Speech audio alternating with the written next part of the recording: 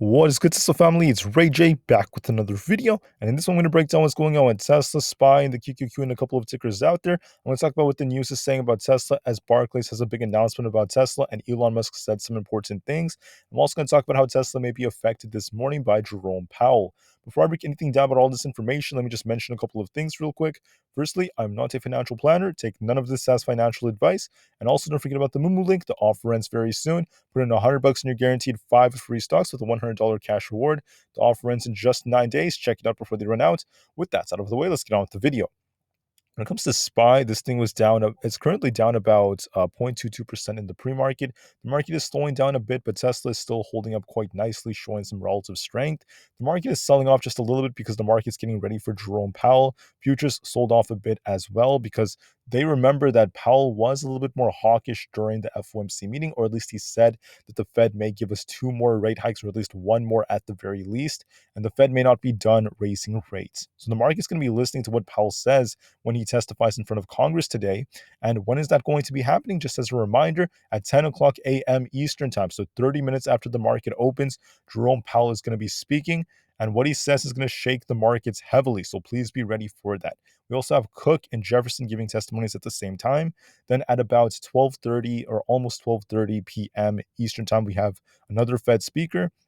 And near the end of the day, we have Mester speaking. So every couple of hours, we have Fed speaker after Fed speaker, a bunch of them today. So please be ready for this.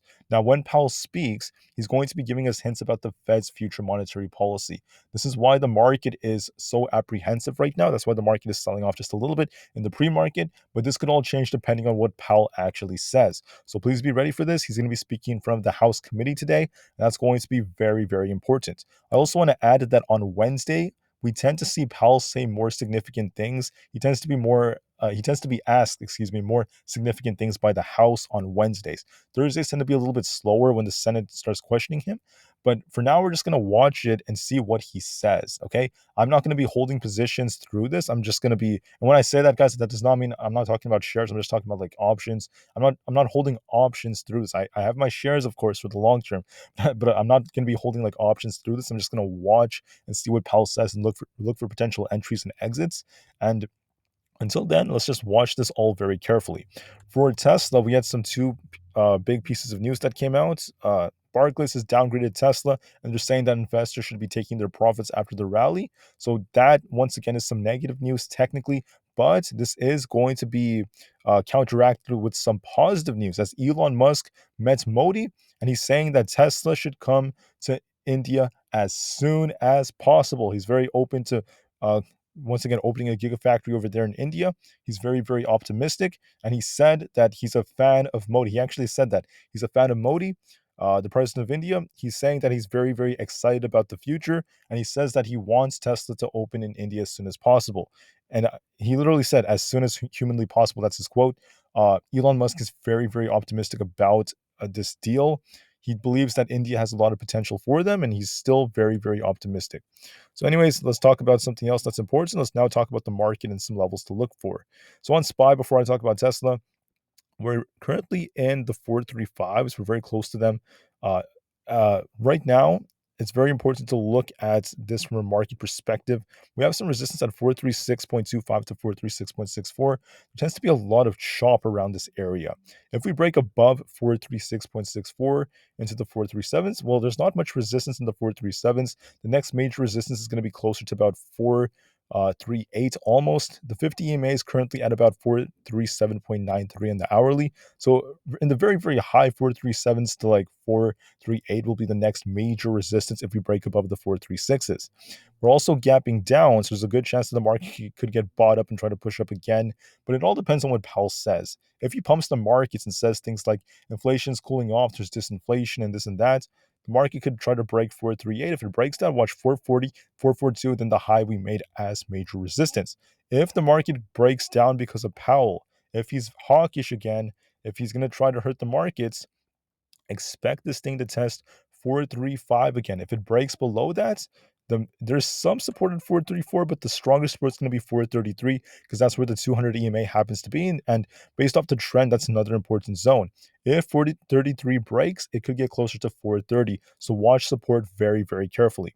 Now, what do I think is going to happen based off the previous trend, at least just based off yesterday? When the market drops very hard, it tends to get bought right back up. But I'm not guaranteeing it this time around. We just have to be careful. Now, there's a good chance that because we're gapping down, we're going to make an attempt to fill the gap either like today or tomorrow. But I'm not promising that. It just depends on what Jerome Powell says. And I'm just going to be sitting on the sidelines with my options, and not really like investing too hard, like buying way too many options before he gives his speech. I'm just going to watch carefully and see what he has to say. As for Tesla, Tesla is holding up very nicely so far. It's currently at 275. If the market pumps and Tesla tries to pump after Powell gives his speech, we could see Tesla hit 277.68 to 277.75. That zone has some resistance. Break above that, and we're going to be watching 280 to be tested on Tesla if it breaks the 277 range. 280 could come. That's the next major resistance. Break 280, and we're going to be watching 282.5, then potentially the 285 to 286 zone as resistance. If it breaks above this, it could just fly closer to like 290 afterwards. If Tesla breaks down because of, once again, Jerome Powell and all the negative news that came out, it is technically gapping up. It's up about 0.5% in the pre-market. So I'm going to be watching this thing come down to about the 272 area if it breaks below 250. Then we have 270 after that as the next major support, followed by 268, 265.99, and then also 262, and then 260 after that. Now, I don't see it dropping that hard. That would be surprising because there's still so many buyers stepping in. But Barclays did say some negative things about Tesla, so we have to be careful here. There's a good chance that because it's gapping up, it could get a slowdown because of Powell, but it doesn't have to be that bad because Tesla keeps on being bought right back up as it dips, right? Just like yesterday, as it dipped, it just continued to get bought up, and we're likely going to see continuations of that momentum going into today. So if it dips quite a bit, we're going to likely see bulls try to defend their positions, especially around the very low 270s. Uh, if this thing just continues to pump, then it is what it is. It could keep going. It looks very, very well so far. It's been holding up quite nicely. So just watch this carefully, and we will see what Jerome Powell causes at this point. Remember, the House tend to be the ones to ask him more strict questions, more things that cause volatility.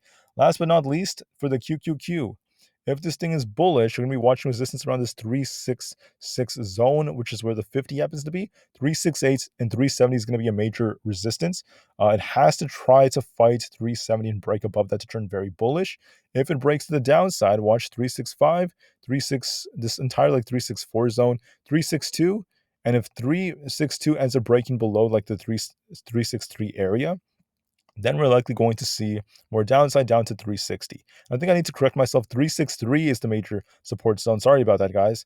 And then we have 360 as the next major support until then. But we do have some support at like 362, but the major ones are going to be 363 and 360 if it breaks down. If it pushes up, once again, don't forget that 270 is going to be 370, sorry, is going to be a very important level. Now we're kind of in the middle right now. We are gapping down, so there's a chance the market could rebound and try to fill this gap, but not a guarantee. And I'm expecting lots of volatility when Powell speaks, so please be ready for that. Until then, though, thank you all so much for listening. Get ready for Tesla. We have some very optimistic news with Elon Musk meeting with Modi, and not to mention, despite what Barclays is saying about Tesla, still be optimistic and still watch it very carefully, and we will see what Powell causes. Expect lots of volatility when he speaks, and just get ready for market open. Thank you for listening. Have a great day, everyone. Tesla to the moon because the long term is very bright, and I'll see you guys very, very soon for the intraday update in a couple of hours. Thank you. Get ready for Powell, and peace out.